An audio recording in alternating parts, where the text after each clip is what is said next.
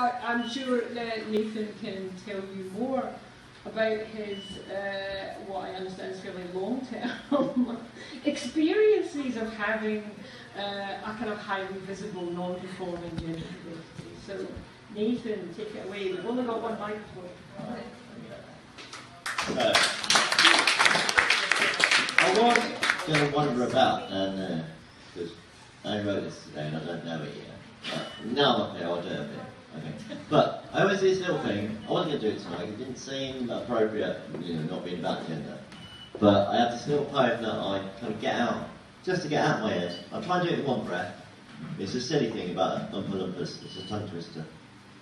But, if I get it out in one breath, I'm a hero. If not, you'll go, oh, better next time. And I'm not nervous anymore. So, it goes a little bit like, again, Oompa Loompa tongue twister. It's a puppet Oompa Loompa and Oompa latex. It's a rubber Oompa Loompa really dead, and Oompa Loompa latex was discovered because Oompa Loompas even cared. The proper Oompa latex fucked it. There you go. Abandon that.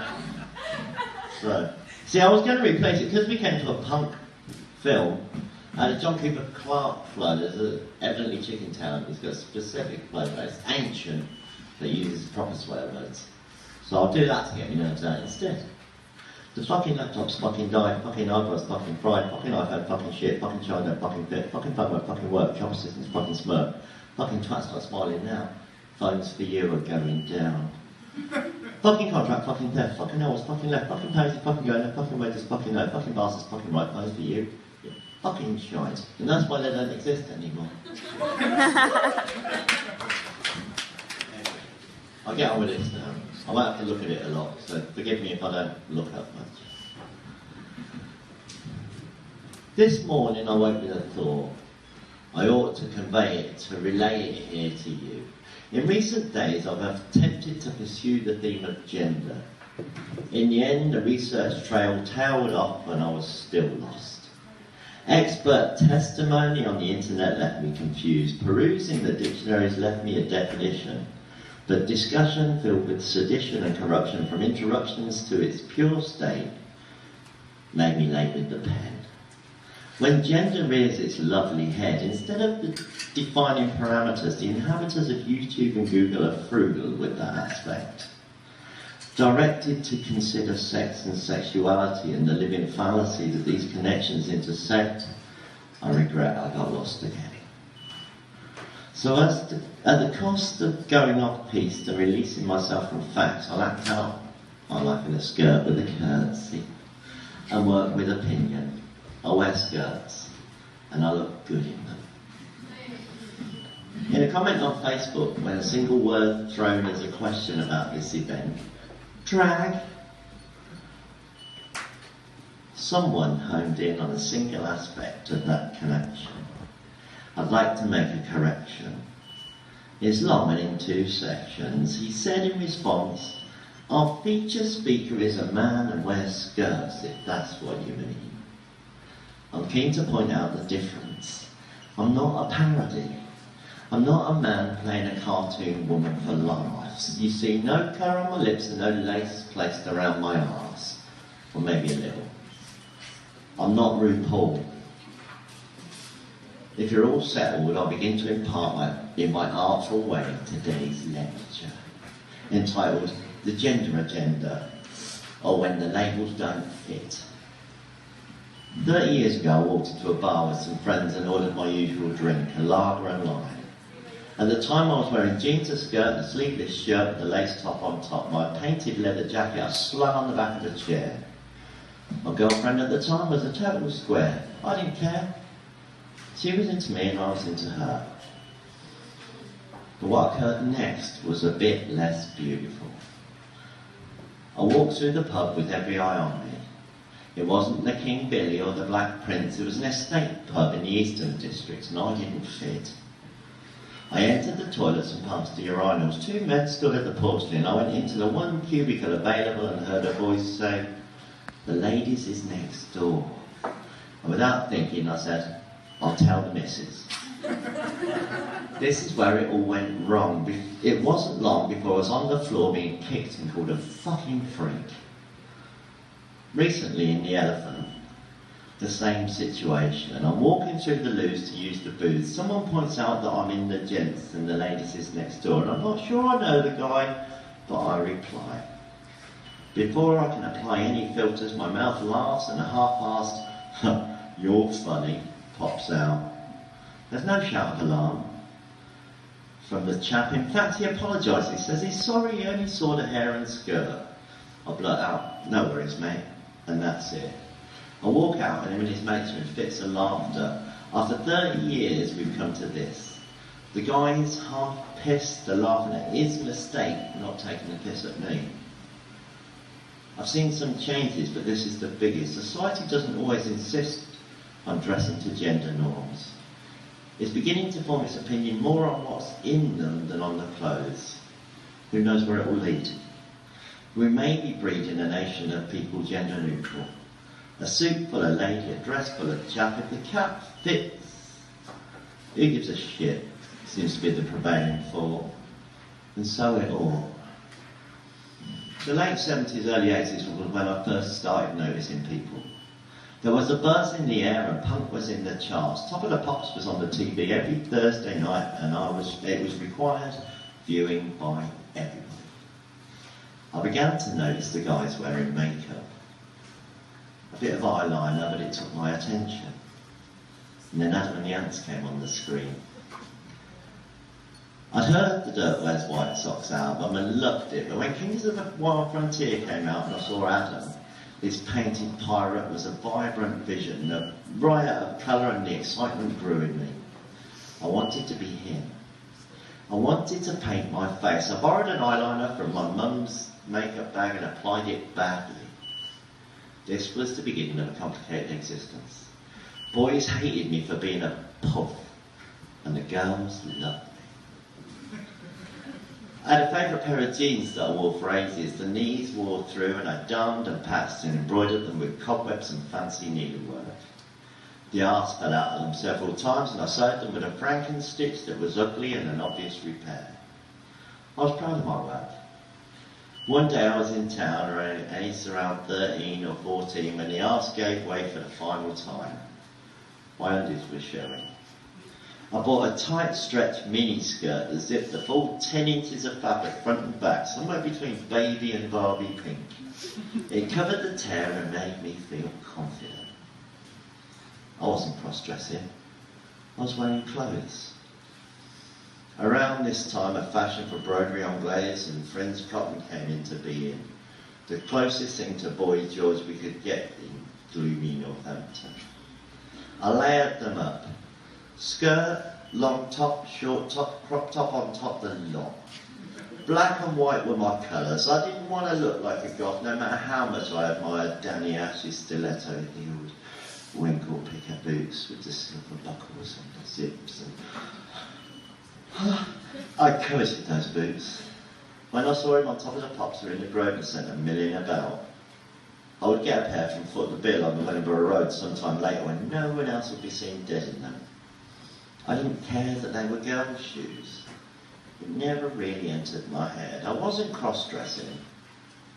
I was just wearing the shoes. Around this time, I was also going through some pretty intense mental health issues. What I now know as a psychosis due to schizophrenic illness, which I was diagnosed with about 10 or so years ago.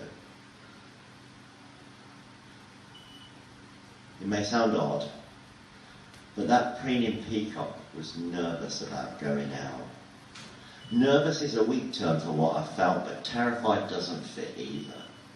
It wasn't terror, it was just fear. Cold sweat, trembling, dry mouth, fear, but still, just fear. I'd gotten into my head that the powers that run the world would be the government, big business, or a faceless cartel of controllers that held the globe in the palm of their hand were out to get me. I knew too much. I'd read the Illuminati trilogy and the JFK conspiracies and the Eric von Daniken accounts of an alien presence on Earth, and I was somehow a threat because of it. As yet, there was no internet. So this kind of info was on the down low. Paper books of secret knowledge passed around among the profound stoner thinkers. The linkers of Doxter got inspired from their paranoid posse, their like-minded souls. Most not old enough to read the propaganda for what it was, and because of it, it felt dangerous. In my mind, they were going to disappear me, whip me off the streets, whisk me to parts unknown to torture and kill me. I became somewhat of a recluse. I began to feel the eyes of people on me, to hear their thoughts. It would set my spidey senses tingling. It was a real pain in the arse for a while, and then I found a way to be comfortable with it. Even embrace it. I realised that the whole world was looking at me. I was safe. No one could touch me. I was hiding in plain sight. The skirt, the boots, the makeup, the pastel-coloured cigarettes, I became a freak. Uniquely styled, carrying a wry smile and a handbag, flagging my presence to ensure the defence from the world. Not being a girl, not cross-dressing. I was just dressing. I could have stayed that way, but life events intervened and I had to become respectable. So unlike Superman putting on his spectacles, I lost the art of disguise. Now I'm older and wiser and I wear the skirts again. Not as a defence, not some pretense of femininity. Just me being me. Free and comfortable in my skin. Beginning a journey of discovery. Finding the me that's within. Not limiting myself to the things that society says I can. I'm a man. I've no intention of being otherwise. I wear a skirt or dress not to impress or because I'm less masculine. I'm not cross-dressing. I'm just wearing clothes. Lady bloke I've said before, but I'm not sure it fits. It's a handy quip to get me out of shit when asked, "What are you wearing a frock?" But if I take stock as I have to write this piece, I don't consider clothing to be gender specific. If it fits and feels alright, you might as well wear it. I don't care if it's thought to be gender bending. I was coming to an ending but realised I've drifted. The boy that existed and the man that existed aren't this or that. In fact, I'm both and neither. Take a breather and reflect. What of me that you see here connects me with the feminine? My job? It isn't my face. It's sometimes the boots, but not today. The one trace of traditionally feminine placed on my persona when you look me over is this ring of fabric hanging from my waist. And what takes place in a person's mind when they see this kind of wrongness goes along this line. That's not normal. I can't explain it. I don't understand it. And the restriction, I can't ask. A child would. Alvin Pedersen Nielsen in a TED talk gave an example of this when an 8-year-old student asked, "Are you a boy or a girl?" The response, "I'm not really sure, but you can call me he if you like," was simple and satisfying, and the child continued their day unaffected. When I'm asked the same question, "Are you a boy or a girl?" I just say yes. A little bit comedy evil, but true nonetheless. An adult might ask after a pint or two of brave juice, "Is that a woman's skirt?" My stock answer is, "No, it's mine." Sometimes this causes a problem, but usually a confused look rather than a right hook. Similarly, I'm asked if wearing tartan, "Why are you wearing a kilt?" I say I'm not, it's a skirt. I subvert their thinking. Man in a skirt is effeminate, of course. A safe victim to cause trouble for. I'm not sure how they know how to accept my deflection. The perception that I am weak underneath is a lie. They will not make me cry. And they cannot make me bow, so they don't know what to do. It's too alien. If they attempt to derail me and I turn out to be a man like them, It has to end. Equal in the eye of the accuser, I disabuse them of the notion that there is an accusation to answer. The trade is made. The maid they perceive doesn't leave them a dominant edge. If push comes to shove and they get their heads kicked in by a bloke in a dress, they're somehow going to be seen as less. Hit a woman in a skirt and the best fighter in the pub won't make it out unscathed. It's a strange situation. Gender perception gets some in and some out of trouble. Some bubbles need to be burst and someone always has to be first. Not me. I'm far from that. Eonism, transvestism, non-conformity in all its subtlety and its enormity. Transform the norm and form a new normal. Everything is in flux.